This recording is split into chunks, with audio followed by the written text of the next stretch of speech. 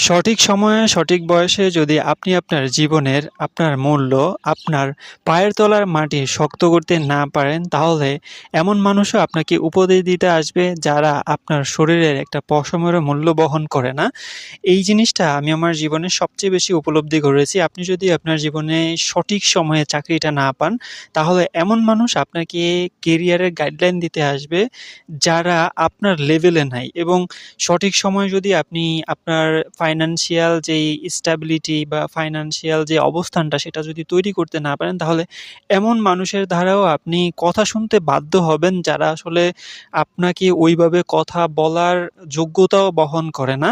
এই জিনিসটা আমি আমার নিজের লাইফ থেকে শিখেছি। এজন্য আমাদেরকে যে জিনিসটা করতে হবে, সঠিক সময়ে সঠিক বয়সে সঠিক সিদ্ধান্তগুলা নিয়ে সঠিক কাজটা করতে হবে। এবং সেকেন্ড হচ্ছে, একমাত্র কৃষকই আল্লাহর উপরে সম্পূর্ণ তাওয়াক্কুল করতে পারে। মাটির নিচ থেকে বীজ উপরে উঠবে নাকি উঠবে না নিশ্চিত না, তবুও বীজ চারা মাটিতে লাগায়। দেখুন, একমাত্র সম্পূর্ণর উপরে তাওয়াক্কুল। আমি যেখানে বসে আছি, মানে বাস্তব উদাহরণ দেই, যেখানে বসে আছি এটা হচ্ছে আমাদের ফার্ম। এবং ফার্মে এই পাশে কিছু গাছ আছে, কিছুদিন আগে লাগাইছি। তো লাগানোর আগে আমাদেরকে হচ্ছে বীজ কিনতে হয়, বীজটা মাটির ভিতরে লাগাইতে হয়।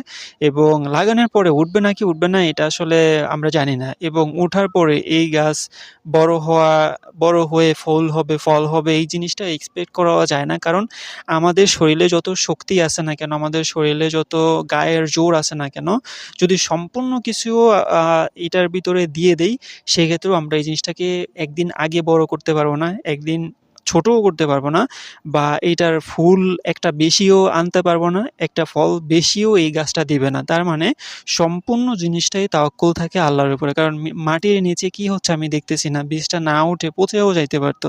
গাছটা উঠার পরে কিছুদিন পর পোকে নষ্ট করে মরেও যাইতে পারতো। অথবা গাছে তেমন একটা ফল-ফুল নাও হইতে পারতো। এজন্য সম্পূর্ণরূপে তাওয়াক্কাল তো আলাল্লাহ একবারে কৃষকরাই করে থাকে। এবং নাম্বার ৩ হচ্ছে, জীবনের একটা সময় মনে হতে পারে যে আপনার মা-বাবা আপনার থেকে আপনার বোন জামাইকে বেশি ভালোবাসে, অসুস্থতার খোঁজখবর নেয়, দিক নির্দেশনা দেয়। আপনার তেমন একটা খোঁজখবর নেয় না, আপনার কষ্ট হয়, এমনটা হওয়ারই কথা। আপনারও একদিন সময় আসবে যখন আপনার ভালো-মন্দর খোঁজখবর কোনো একজন মেয়ের বাবা-মা নিবেন। তখন আপনার মতোই কষ্ট পাবে সেই বাবা-মায়ের ছেলে-সন্তান। এটা একটা সার্কেল এবং এটা চলতেই থাকবে।